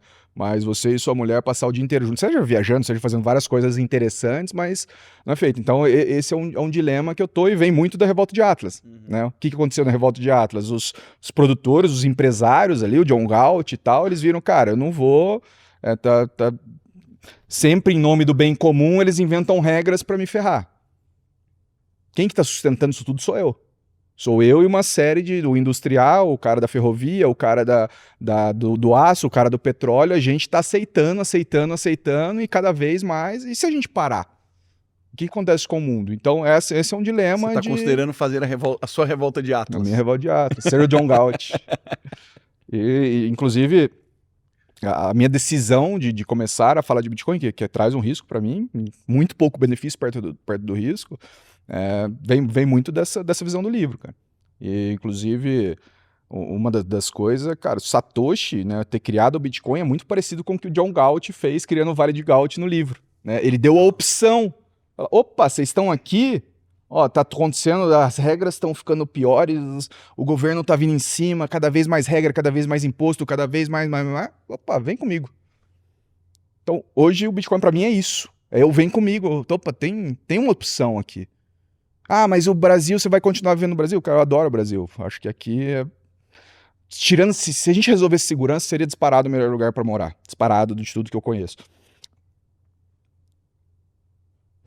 Mas se o Brasil ficar ruim, cara, vou pro Paraguai ali, pego um avião, vou ser rico nos Estados Unidos, ainda não, acho que precisa de muita coisa, mas, pô, vou ser rico em quase todos os países do mundo, e se realmente eu tô certo sobre o Bitcoin, ele vai continuar se valorizando, em 4 anos vai estar valendo 3, 4, 5, 6 vezes mais, daqui 15 anos vai estar valendo ordens de grandeza a mais, e é isso, eu tenho a possibilidade de entrar em greve. E só existe uma classe que nunca entrou em greve, que são os empresários, as pessoas que realmente produzem, né? O servidor público já entrou, o motorista de ônibus já entrou, todo mundo já se achou no direito de entrar de greve, mas os produtores não, né? O que aconteceria? Quem é John Galt? Cara, sensacional, bem interessante. Mas isso é um dilema muito difícil de se resolver. Mas é um bom, assunto para pensar, porque... Quem teve acesso aos números que você teve, eu vi alguns desses números, realmente é assustador. Porque você fala assim, cara, isso daqui não vai dar bom. Essa galera não sabe o que está fazendo. Ou sabe, né? Eu acho que sabem, só que eles estão tomando decisão para agora. Ele não está preocupado com 6 anos, 8 anos, 10 anos. Ele quer manter o poder dele agora. E muitos menos com você. muito menos se preocupando com você, né? Então, isso é uma possibilidade de você falar assim, cara, de fato, eu acho que a sua explicação é muito clara. Eu tô saindo dessa loucura. Agora, eu quero entrar só num outro elemento, que é o seguinte. Quando você já coloca todo o seu patrimônio em Bitcoin, você já começa a viver nesse universo. Teoricamente, ainda você não consegue ficar livre do sistema financeiro, certo? Você ainda vai precisar pegar uma parte, vender, ou alugar, ou enfim, qualquer que seja o mecanismo. Vai colocar esse dinheiro no sistema financeiro tradicional. Vai ter que pagar imposto por isso, certo? Não estou falando de você. Estou falando quem hoje cara, 100% Bitcoin. O que a galera tá fazendo? Cara, primeiro, para gastos do dia a dia, que eu acho que tirando só casa, que hoje não dá para fazer isso, mas também dá pelo Airbnb, você consegue colocar o seu Bitcoin em um cartão de crédito e utilizar um cartão de crédito no dia a dia. Esse é o primeiro. Se você Como é que é isso? Explica melhor. Eu tenho um Bitcoin, que hoje vale 600 mil reais. Eu vou pegar 0,1, 60 mil, eu coloco em um cartão, e tem vários, tem o cartão da Binance, tem o da Gemini. São aqueles cartões de Bitcoin. Exato, que é um cartão pré-pago. Dinheiro lá na Exato, Binance. você coloca o dinheiro lá, eles vão te mandar um cartão de crédito, você vai ter na tua wallet ali, você vive 95%, tirando, você não vai conseguir fazer um Pix dali, mas também tem como, tá? Legal. Então esse é o primeiro. Ou seja, não precisou, aqui teoricamente não precisou recolher imposto. Tá, mas eu tô considerando que a pessoa tem um fluxo de dinheiro que vai pagar as contas dela, né? O Bitcoin para ela é o patrimônio, não é... Não quer ter... Quando ele vai viver, beleza, acumulei uma quantidade de Bitcoin, agora eu vou viver disso. Isso, esse cenário que eu tá. quero explorar. Aí o melhor é usar como colateral, porque você não paga Sempre. imposto. Você não paga imposto, cara. E quem que faz colateral hoje? Tem vários, tem a Strike, tem a própria Binance faz, tem... A Strike é do menino, né? Strike é Dirk Matters. Tem a Ledden... E funciona pro Brasil? Funciona. Então assim, cara, tem como. Agora, o cara que vai vender, você comprou a 10 mil, vai vender a 100 mil, você vai pagar 20% sobre isso. Mas é igual você ganhar dinheiro com qualquer coisa. Você ganhou dinheiro no seu imóvel, você também paga esse ganho de capital. Você ganhou dinheiro na renda fixa, você paga. Você ganhou dinheiro em ação, você paga. Então, é igual. Não é igual qualquer pessoa que vai viver de renda e tem que pagar o imposto sobre o ganho de capital. Então, o Bitcoin, então, além disso, ele te dá a opção de não pagar imposto. Legalmente, totalmente. Legalmente, né? Porque quando você não está realizando. Eu tenho lá um Bitcoin. Vamos falar que eu tenho um Bitcoin. Eu vou emprestar eu vou pegar dinheiro emprestado nesse um Bitcoin. Vamos falar que eu tenho 2, tá? Vou lá na Binance, na Strike, falar, Strike, eu tenho 2 Bitcoins aqui, eles valem 1.200.000 hoje. Empresta dinheiro. Me empresta dinheiro, ele vai me emprestar metade disso, no limite. Então ele vai lá e me empresta 600 mil. Então isso vem para um SDT, eu transfiro, vira o Pix, eu posso comprar uma casa com isso. Inclusive agora já tem imobiliário, já está pacificado no Brasil, já tá regularizado, não sei como fala, né? Já está, enfim, regularizado, comprar com SDT, e se não me engano com Bitcoin também. Bitcoin não tem certeza, mas o SDT sim, saiu até uma notícia lá que um russo comprou um apartamento, um SDT. Então já dá para você nem precisar transformar em real, tá? Mas a partir do momento que eu coloquei 2 Bitcoins, ele me emprestou esse 600 mil reais. O que vai vir no meu imposto de renda? Olha, eu tinha 2 Bitcoins, agora eu tenho 0 Bitcoins, mas eu tenho uma dívida com isso aqui. Além disso, então eu tenho a dívida, que é um passivo, e eu tenho 600 mil reais de caixa. Então entra passivo e ativo no seu balanço, não altera o seu balanço, senão gera imposto. Isso, por exemplo, Manhattan. Manhattan foi toda construída em cima desse conceito. E aí, só para eu entender, o seu Bitcoin fica preso. Fica preso. Ele fica preso lá. E se cair 60%, você perde. Ah, é? Se você é liquidado, tem liquidação. Ah, não. Então, mas se ele tiver flutuação, acontece alguma coisa? Não, não. Tipo, isso é risco 20%, 20%. Agora, caiu abaixo do que você está garantido, você é liquidado. Entendi. Então, aí na hora cai. Por isso que não é para o cara que perde. Por isso que não é para o cara que está acumulando, é para o cara que tem muito, ou daqui a muitos anos, a volatilidade, a tendência é sempre diminuir, né? Então, hoje é muito... Todo mundo está preparado para 60%, 70%. Então, você nunca vai pegar mais do que 30% ali, né? Então, a volatilidade, a tendência é diminuir ao longo do tempo, conforme o ativo vai ficando mais maduro e mais institucional e também com um market cap maior, né? Então, a tendência é diminuir, mas existe maneira. O cara que já acumulou, E o bonito, ô Toledo, outra coisa, são várias coisas assim, bonitas que a gente vê no Bitcoin, né? Que parece que é feito num passo a passo, sabe? Você primeiro precisa entender por que ele existe, o que ele é. Aí você entendeu, você começou a comprar, puf, e aí qual carteira que eu tenho que comprar? Você tem várias coisas que você vai estudando. Aí você fez isso, pô, e agora? Como é que eu vou pensar na sucessão? Aí agora, beleza, já resolvi essa parte da segurança, tal. Como é que eu utilizo o dinheiro? Como é que eu pago imposto disso, cara? São E onde que é melhor? linhas de estudo, Exato, né? cara. Aí você vai entrando e eu gosto, eu sempre gostei muito de estudar, de ler e tal.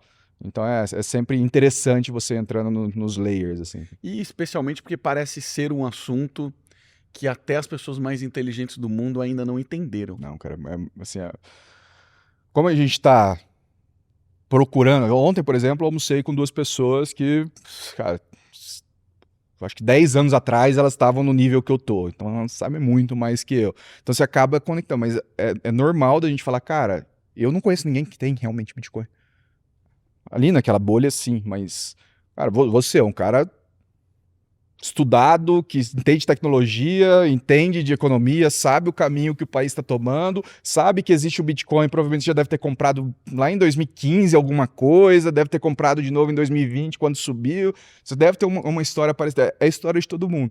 Mas para o cara daí ser o curioso, a tentativa de ganhar dinheiro, para ele ter uma convicção, e no meu caso, eu até mostro na reunião que eu criei, que é um ciclo, né? O cara começa sendo um hater, isso aí não é nada. Ele passa a ser um desconfiado, aí ele vira o cético que quer ganhar dinheiro, vou fazer, vira um apostador, aí alguma coisa acontece, esse é o momento da virada. Às vezes tem o cara que só fica no apostador ali, vou fazer um dinheiro e não vou, mas aí começa a ganhar uma convicção crescente, vira um maximalista e depois some. Ele para de falar. Porque historicamente ganhou muito dinheiro, chegou à conclusão que o risco não vale tanto quanto o benefício, e aí tem uma última fase que eu falei, pô, eu me encontro nessa, que é o evangelizador, né? Vontade de falar, vontade de estudar, de conversar com as pessoas sobre isso. Então é um ciclo, realmente um ciclo, mas geralmente as pessoas chegam no oitavo ali, beleza, sumi. Eu conheci algumas pessoas há muito tempo que colocavam 100% do seu patrimônio em Bitcoin, e naquela época eu ainda não entendia. Eu falava, cara, que loucura e tal. Mas hoje eu entendo que essas pessoas estavam certas. Uma das pessoas que faz parte lá do grupo do poker, que já veio aqui no podcast, que também já está com 100% do patrimônio há muito tempo, e é um cara que também já fez dinheiro, empreendedor, etc e tal, que há muito tempo fala isso pra gente e eu ainda não entendia. Aí vem o Israel. Aí vem Israel, vem o Sadi também, tá nesse caminho.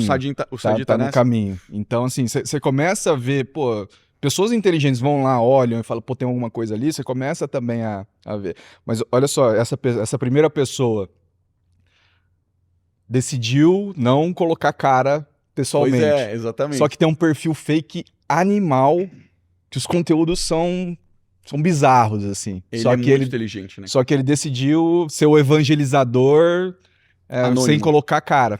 Né? Então, é muito... É bonito de ver esse ciclo. E eu acredito que todo mundo vai entender o Bitcoin. Vai entender. Não sei quando, vai demorar décadas para todo mundo entender para que ele serve. E tem um saying, né, na comunidade que é: todo mundo compra o Bitcoin no preço que merece. Então, os mais... Tem também um estudo que existe lá, aquele teste de 16 personalidades, até que você passa na hora do Traction. Eu não lembro, não vou lembrar qual que é, mas não lembro. Mas, enfim, o formato lá, que é a pessoa mais autodidata, mais introspectivo e tal, ela é mais ou menos 22% da população. E no Bitcoin, se você pegar o universo dos Bitcoiners dentro desse estudo, obviamente, 67% dos Bitcoiners estão nesse perfil. É mesmo? 67? Então 22 na população versus 67 no Bitcoin. Então, existe uma simetria de informação, de vontade, de aprender, de capacidade de aprender também. São pessoas talvez um pouco mais revoltadas, um pouco mais... enfim, eu não sei exatamente quais são as características, mas você percebe que tem uma Mas me parece que linha de essas pensamento. pessoas tiveram uma educação de questionar a sociedade atual, a economia. Porque, olha, cara, o primeiro episódio que a gente fez de podcast aqui, a gente falou primariamente sobre a revolta de Atlas. Então, cara, a revolta de Atlas é isso. Quando a gente olha essas outras pessoas, são pessoas pelo menos as que eu conheço, são pessoas extremamente entendidas de Estado, de governo, de política, sabem para onde o rumo está indo, entenderam a história do dinheiro e, cara, tudo faz sentido. O Lego se monta, né? É muito óbvio. Esse eu até postei ontem no Instagram. Pô, um negócio que tem oferta limitada. A demanda por todos os indicadores, e são muitos, está crescente. Você vê que ainda ninguém entende. O que vai acontecer, cara? Oferta e demanda. É a única lei que não dá para mudar, né, na economia. Você pode tentar mudar oferta e demanda, todas as outras acabam saindo em oferta e demanda. Então, oferta limitada, demanda crescente e a quantidade de pessoas que nem imaginam para que serve é muito óbvio. E eu acho que é o lance que você falou assim, cara, tem o lance da confiança, né? E hoje eu acho que cada vez mais as pessoas estão perdendo confiança nas suas moedas, nos seus países, nos seus governos. Então, eu acho que a confiança do Bitcoin ela só vai aumentar porque tá todo mundo perdendo confiança. Cara, olha o país, né? Olha os países, olha o mundo, olha onde a gente se encontra, né, cara? Tá numa sanha de estados crescentes muito forte. Uma coisa que mexeu muito comigo, cara, essa questão do metanol nas bebidas.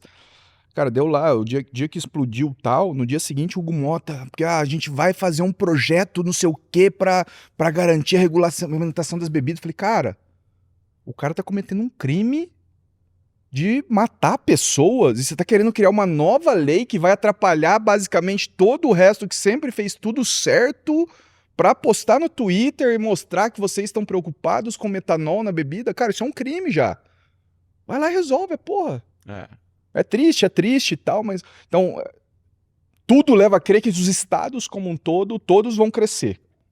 Trump, direita, esquerda, Bolsonaro, pode ser quem for, o estado vai crescer. O estado vai crescer, ele precisa se mantém em cima dos produtores, cara.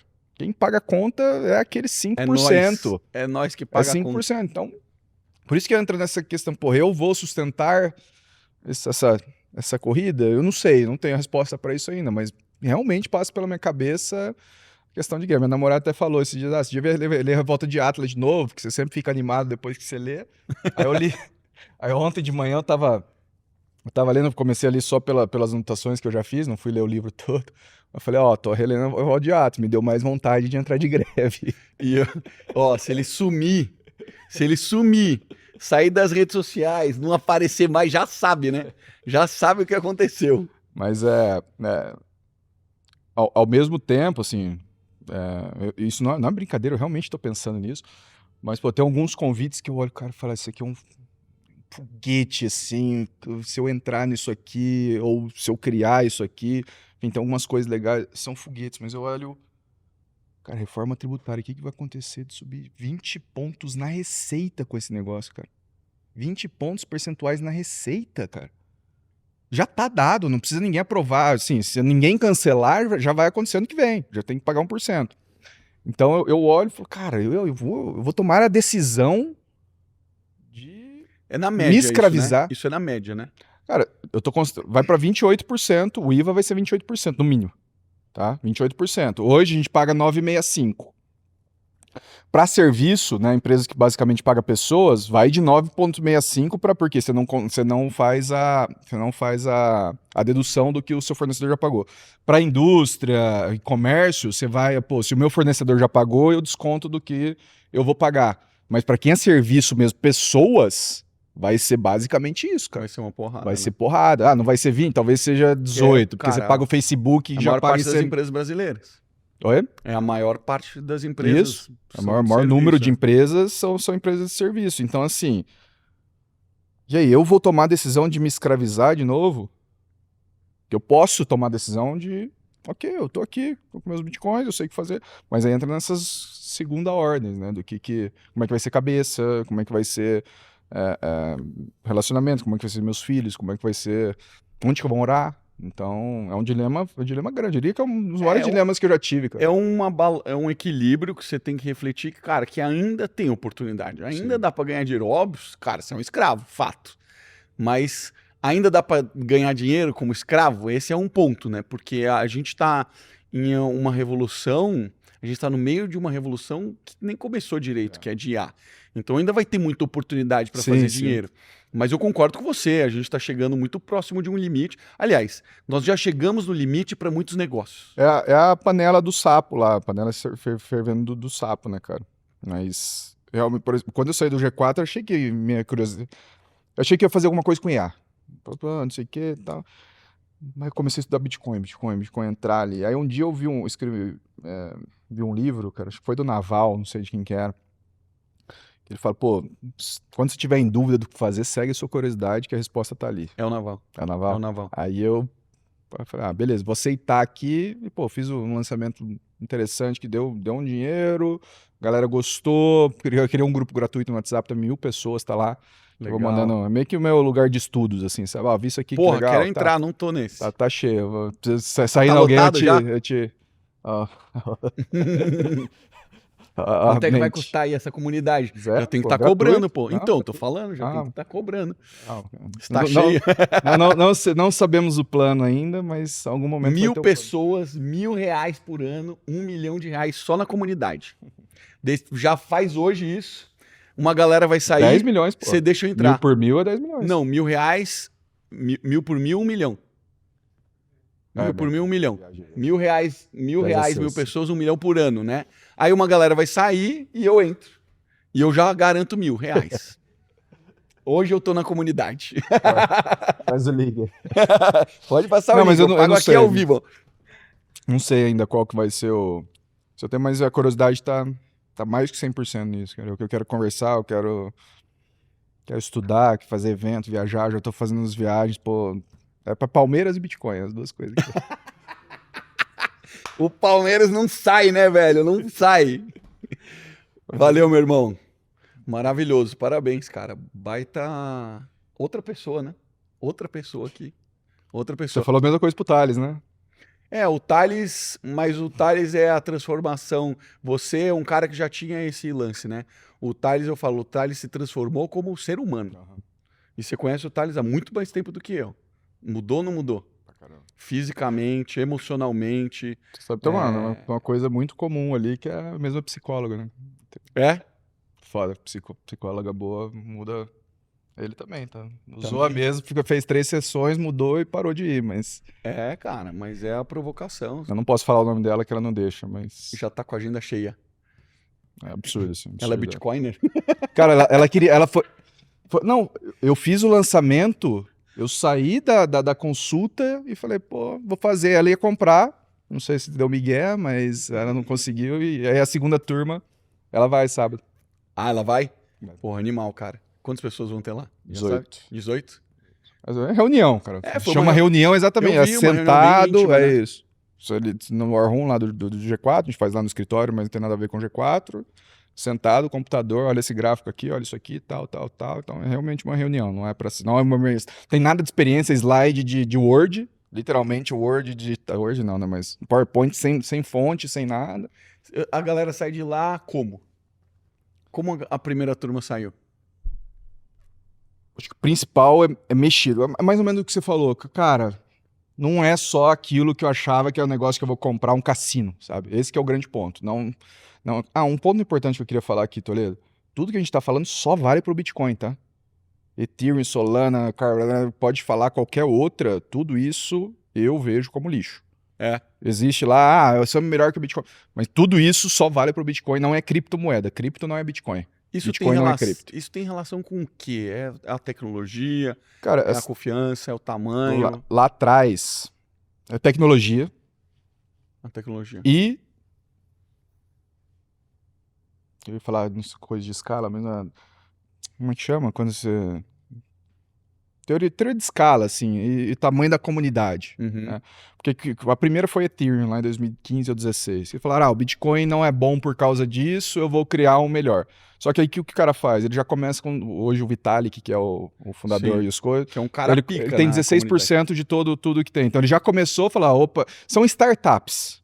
O Bitcoin é uma commodity, ou seja, um ouro digital, literalmente. Todo o resto são startups. Então o cara chega lá, 16% para quem desenvolveu, tal, o resto eu vou colocar no mercado. E aí cada uma tem uma característica diferente. O ponto é, você nunca vai conseguir escalabilidade, ou seja, fazer muitas transações, ser descentralizado e seguro ao mesmo tempo. Isso é uma tríade. Você consegue 2 desses, mas não 3. Então o Bitcoin, ele serve para ser seguro e descentralizado, não escalável. O Ethereum, ele serve para ser escalável e descentralizado, não necessariamente seguro. E cada uma vai tendo as suas características. Então, todo o resto eu vejo como, ou você vê como cassino ou como startups. Você está investindo numa startup. O Bitcoin é totalmente diferente. Então, Bitcoin não é cripto não é Bitcoin. Eu tenho um amigo, cara, que mora em Bruxelas. E ele trabalha com cripto há bastante tempo. E chega uma galera com muita grana lá. E é uma galera completamente desconhecida, que ficou rico, não sabe se lá como, e, cara, vem tudo criptomoeda. Cara. A quantidade de gente que tem dinheiro, cara, nesse universo que tá já vivendo assim, e a gente não sabe, cara, é brutal, velho. Muito. É brutal, né?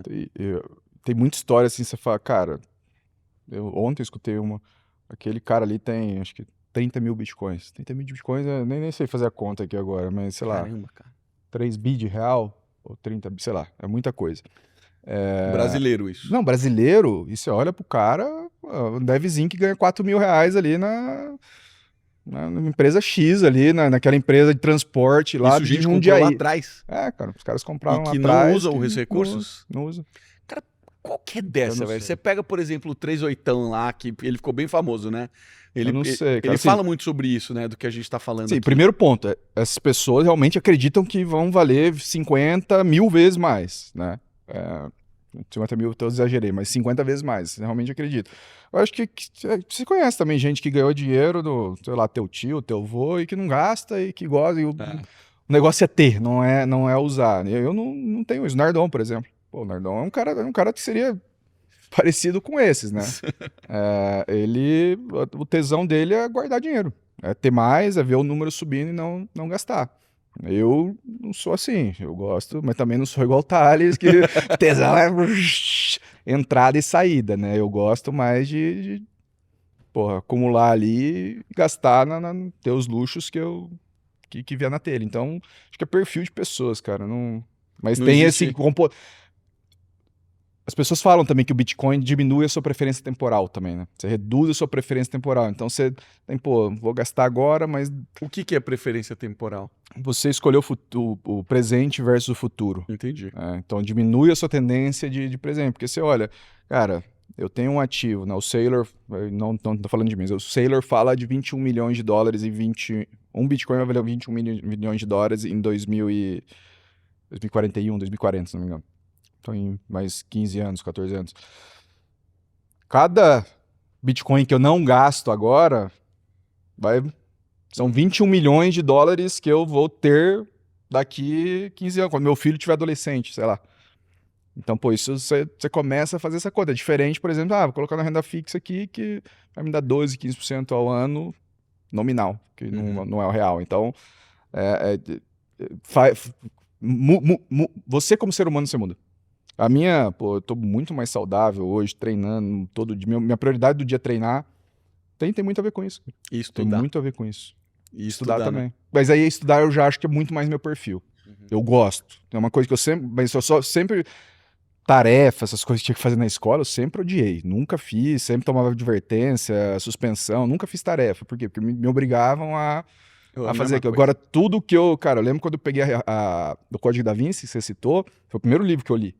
Foi? Eu peguei ele, eu lembro que era meia-noite, eu tava no computador na casa da minha avó, aí dava meia-noite, mudava lá a conexão, aí minha tia me obrigou, tinha uma tia que é 5 anos mais velha que eu.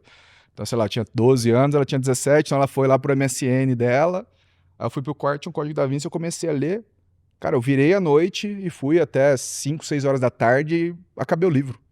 Eu falei, caramba, Caramba. a partir dali eu comecei a... Então eu sempre tive essa vontade, eu sempre gostei de estudar coisa que eu queria, né? E sempre odiei o que eu não queria. Você passou, cara, várias sugestões de livro e tal. Um dos livros que você sugeriu eu comprei, ainda não li. Mas quem quisesse aprofundar um pouco mais, o que você acha que é imprescindível, assim, para começar a despertar e entender mais do que a gente tá falando aqui, cara? Porque, no fim das contas, eu faço muito paralelo sobre a vida, né? Sobre o despertar. Isso é um dos despertares. Porque você vai despertar que, cara, você tá vivendo num mundo irreal. Esse mundo que pinta-se por aí, ele não existe. Vai dar chabu essa parada. Já está dando, na verdade, né? A gente já tá vendo isso acontecer. O que você recomendaria, cara, pra alguém quer se aprofundar? Primeira coisa, começar a pensar de fato... Vamos voltar aqui. Primeira coisa é você aceitar que você precisa aprender um negócio que é totalmente novo e é totalmente diferente de tudo que a gente conhece. Por mais que tenha lá o número, esteja vendido na corretora e seja muito parecido com ação, com fundo de renda fixa, com várias outras coisas, ele não é nada daquilo. Então você aceitar que você não sabe, por mais que você já saiba tudo, esse é o passo zero. Aceitar que eu não sei nada sobre isso, que eu preciso começar a aprender. Nesse processo de aprendizagem, você não vai começar aprendendo o que é o Bitcoin. Você começa aprendendo por que ele existe. A pessoa que já entendeu isso, ela já está nos 50% ali. Aí você pode começar a estudar.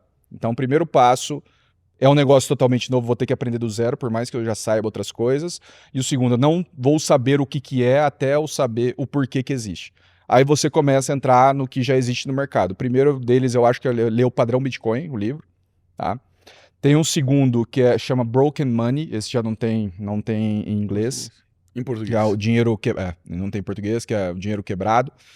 E aí depois, cara, é uma jornada que para quem gosta de estudar é fantástica, e você começa a entender muito mais de mundo, você começa a entender mais de pessoas, você começa a entender mais de economia, e aí depois de algumas, acho que 100 horas é um marco muito importante, que seriam aí 4, 5 livros, mais algumas horas de vídeo, de podcast e tudo mais. Você fez essas 100 horas, eu não conheço ninguém que chegou em 100 horas e não se transformou. Eu não consigo ninguém que se... tipo, foi 100% para Bitcoin, é isso? Exato, não conheço. E todo mundo no mundo do Bitcoin também fala, não conheço ninguém que colocou 100 horas para estudar e não foi. Então, comece entendendo que é uma coisa que você não sabe e quanto mais você souber, pior vai ser para o seu aprendizado. Segundo, o porquê é mais importante do que, né? E terceiro, começa com o padrão Bitcoin. Cara, na hora que você acabar do padrão Bitcoin, já vai estar mudado.